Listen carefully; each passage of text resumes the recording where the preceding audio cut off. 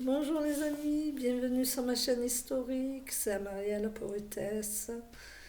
Je vais vous conter une histoire qui se passe vers Amboise. C'est dans la région de Touraine.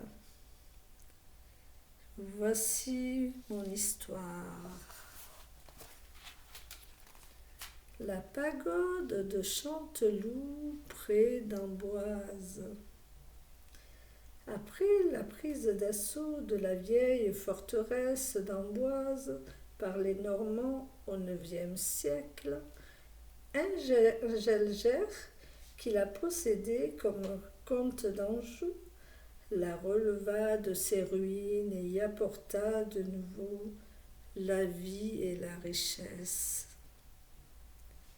Au Moyen Âge, ce fut un château inexpugnable.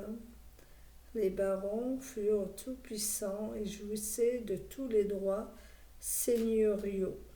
Parmi ces droits était le droit de savatage, par lequel les maîtres cordonniers de la ville étaient tenus de remettre à leur seigneur une paire de souliers le jeudi saint et à la Saint-Michel.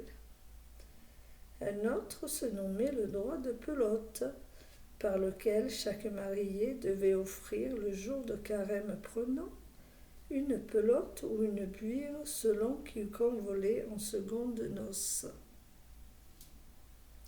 Amboise devint une résidence des rois de France et la cour vivait dans l'opulence. Malheureusement, si la suite royale y laissa des marques de sa magnificence, la conspiration d'Amboise au XVIe siècle y détermina des troubles sanglants.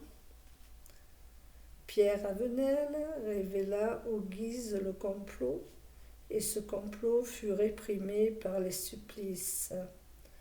Le baron de Castelnau s'était retiré au manoir de Noisy avec 1500 hommes. Ils furent nommés de mettre bas les armes. Les chefs furent décapités, les soldats pendus ou jetés pieds et poings liés dans la Loire.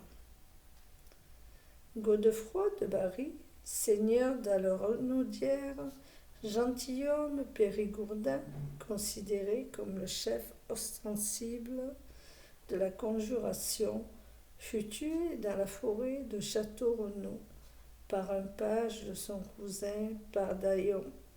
Son corps fut transporté à Amboise, où s'était retiré François II, et là il fut écartelé. Depuis le XVIe siècle, les rois cessèrent d'habiter le château d'Amboise. Le manoir devint une prison d'État, ou un lieu d'exil pour les hauts personnages tombés en disgrâce. Parmi ceux-ci, on remarqua le surintendant de la Viauville, César de Vendôme, Alexandre, grand prieur de France, le contrôleur général Fouquet et le duc de Lauzun. En 1847, l'émir Abdelkader y resta prisonnier de guerre jusqu'en octobre 1852, époque de sa mise en liberté.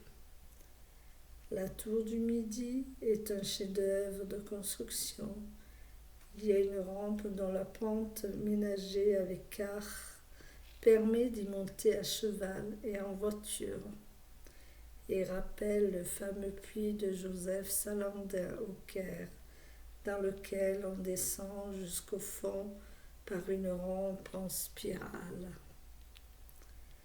La terre d'Amboise fut érigée en duché Péry par Louis XV sous le nom de Choiseul-Ambroise, en faveur d'Étienne François, duc de Choiseul, dont la générosité de grand seigneur fut proverbiale. Le duc de Choiseul acheta aussi le palais ducal dans lequel se tint la justice seigneuriale du duché et la chambre des comptes. Cet édifice est devenu l'hôtel de ville d'Amboise. Il se trouve dès lors, à la fin du XVIIIe siècle, que la Touraine comptait 5 duchés pairis: Montbazon, Montgaugère, sous l'appellation de Prassin, en faveur de César, comte de Choiseul-Chandigny, Luynes, Château-Lavallière et celui dont nous venons de parler. En même temps, le fiel de Chanteloup était réuni à la terre d'Amboise ou du nouveau duché. Ce fiel avait été érigé sur le territoire de Saint-Denis,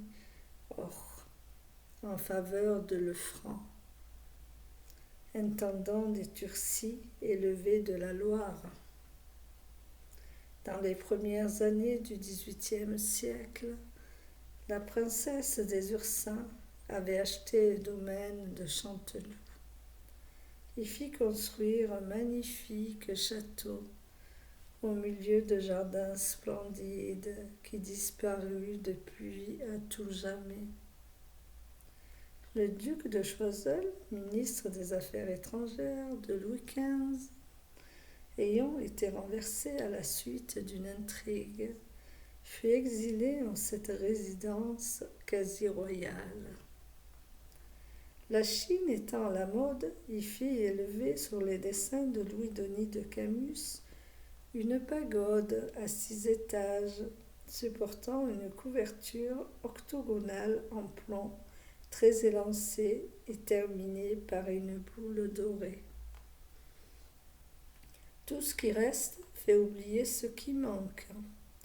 On y employa les matériaux du château de la Bourdaissière, dont le premier seigneur fut Babou, grand-père de la mère du maréchal d'Estrées, et dont la race fut la plus fertile en femmes galantes qui ait jamais été en France.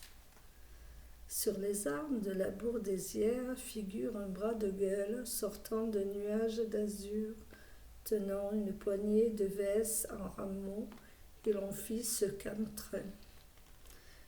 Nous devons bénir cette main qui sème avec tant de largesse pour le plaisir du genre humain, quantité de si belles vesses.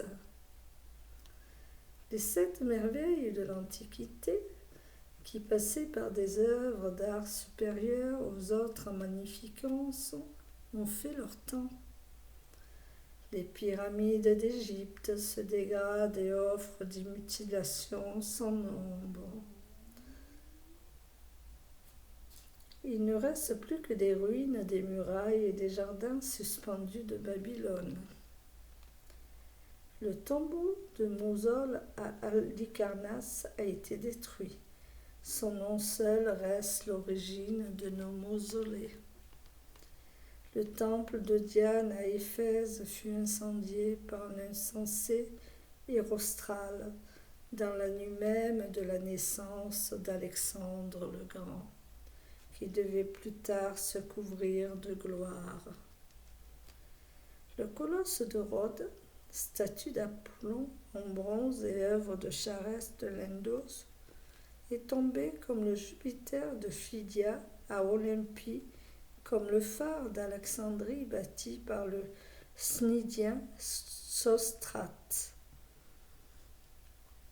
Le duc de Choiseul mourut à Chanteloup le 8 mai 1785.